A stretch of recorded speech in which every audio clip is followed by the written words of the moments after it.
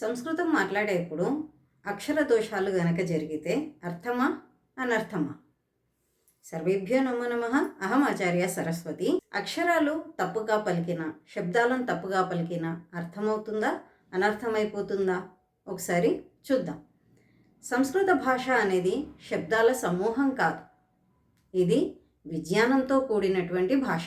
ఇందులో స్వరాలు, వ్యంజనాలు ఈ రెండు ఏవైతే ఉన్నాయో ఈ రెండు కూడా చాలా ముఖ్యం.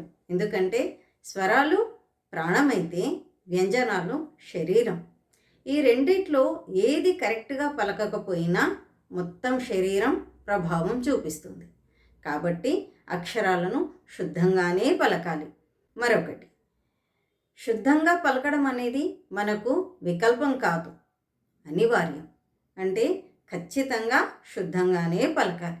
ఒకవేళ పలకలేదనుకోండి ఏమవుతుందో ఉదాహరణలతో చూద్దాం. మహర్షి పతంజలి తన మహాభాష్యంలో రాశారు ఏమని? స్వజనో శ్వజనో మాభూత్ సకలం శకలం సకృత్ షకృత్ ఇతి. అంటే స్వజనులని శ్వజనులు అనకూడదు, అంటే సాని షాగా పలకకూడదు. స్వజనులు స్వజనులనే అనాలి. ఏమవుతుంది శ్వ అంటే? శ్వజనులు అంటే ఏమైపోద్ది? శ్వ అని కుక్కని అంటారు. అప్పుడు స్వజనులు అంటే మన వాళ్ళు అని అర్థం. మరి శ్వజనులు అంటే కుక్కజనాలు అని అర్థం. అందుకనే సని సాగానే పలకాలి, షాని షాగానే పలకాలి. అలాగే సకలం షకలం అన్నారు. సకలం అంటే పూర్తిగా, సకలం దద్య అంటే పూర్తిగా ఇచ్చేయాలి. దానం ఎవరికైనా ఇవ్వాలి అనుకున్నప్పుడు మళ్ళీ దాని అధికారం మన చేతిలో పెట్టుకోకూడదు, పూర్తిగా ఇచ్చేసేయాలి. సో సకలం అంటే పూర్తిగా. అదే శకలం అంటే ఒక ముక్క. చెప్తారు కదా వార్తలు చదువుతున్నప్పుడు, పైనుండి ఒక ఉపగ్రహం ఏదో అయిపోయింది, దాని శకలాలు పడిపోతూ ఉన్నాయి అని. శకలాలు అంటే ముక్కలు, అంటే చిన్న చిన్న భాగాలు అని అర్థం. మరి సకలం అంటేనేమో పూర్తిగా, శకలం అంటేనేమో ఒక ముక్క. ఎవరికైనా భోజనం వడ్డించి శకలం ఖాదతు అని అంటే అర్థం ఏమైపోతుంది అప్పుడు? శకలం అంటే కొంచెం కొంచెం తినండి. ప్లేట్ నిండా పెట్టాము, కొద్దిగా తినమంటున్నాం. ఇది మర్యాద కాదు. అందుకనే అక్షరశుద్ధి ఉండాల్సిందే. ఇంకో ఉదాహరణ చెప్పారు మహర్షి పతంజలి గారు. ఏంటది? సకృత్ షకృత్. సకృత్ అంటే ఒక్కసారి అని అర్థం. మనం ఉపవాసాలు చేస్తూ ఉంటాం కదా, ఉపవాసాలు చేసినప్పుడు సకృత్ ఖాదామి, ఒక్క పూట తింటాను. మనం ఏ ఉపవాసం చేసినా ఆ రోజు ఏం చేస్తాము? ఒకే పూట తింటాం. అది టిఫిన్ అయినా కావచ్చు, పళ్ళైనా కావచ్చు, అన్నమైనా కావచ్చు, కానీ ఒకేసారి తింటాం.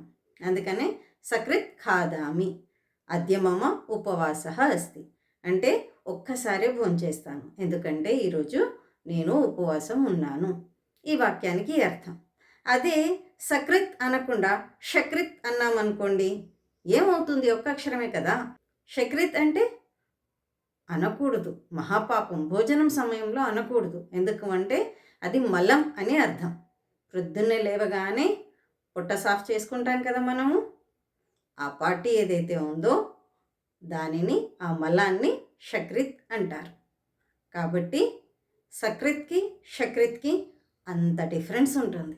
అందుకని అక్షర దోషాలు చేయకూడదు, ఖచ్చితంగా కరెక్ట్గానే పలకాలి. ఇప్పుడు ఉదాహరణకి ఇంకొక ఉదాహరణ చూద్దాము. ఎవరైనా ఉన్నారు, పేరు చెప్పేసి శాస్త్రి అన్నాం అంటే వాళ్ళ బిరుదు, అది వాళ్ళు చదువుకున్నటువంటి బిరుదుని శాస్త్రి అంటున్నాం. కానీ శాస్త్రి అనకుండా షాని కూడా సా పలికేసామనుకోండి, శాస్త్రి. ఏదో పేరు చెప్పేసి శాస్త్రి గారు రండి అన్నామనుకోండి, అప్పుడు అది తప్పైపోతుంది. ఎందుకంటే శాస్త్రి అంటే ఆవిడ స్త్రీ అని అర్థం. శాస్త్రి గారు అంటేనేమో బిరుదు, శాస్త్రి గారు అంటే ఆవిడ స్త్రీ అని అర్థం. అందుకనే అక్షర దోషాలు లేకుండానే పలకాలి. అర్థాలు అనర్థాలు అయిపోతాయి. కేవలం అక్షరాలే కాదండి, స్వరాన్ని తప్పుగా పలికినా కూడాను అనర్థం జరిగిపోతుంది. నేను సామాన్యమైన ఉదాహరణ ఇస్తాను. ఇక్కడ శాస్త్రంలోకి వెళ్ళాను, ఎందుకంటే సామాన్యమైన విషయం మనకు ఈజీగా అర్థమైపోతుంది కాబట్టి ఇప్పుడు ఒక అడుక్కునేవాడు వచ్చాడనుకోండి, ఎవరైనా భిక్షం తీసుకోవడానికి వచ్చారు ఇంటి ముందుకి. అమ్మా ఆకలేస్తుందమ్మా, ఏమైనా ఉంటే పెట్టవా అని అడిగితే ఆ ఇంట్లో ఉన్న ఇల్లాలు, ఆ అమ్మ ఏదో ఒకటి తీసుకొని వచ్చి ఇచ్చేస్తుంది. అవునా?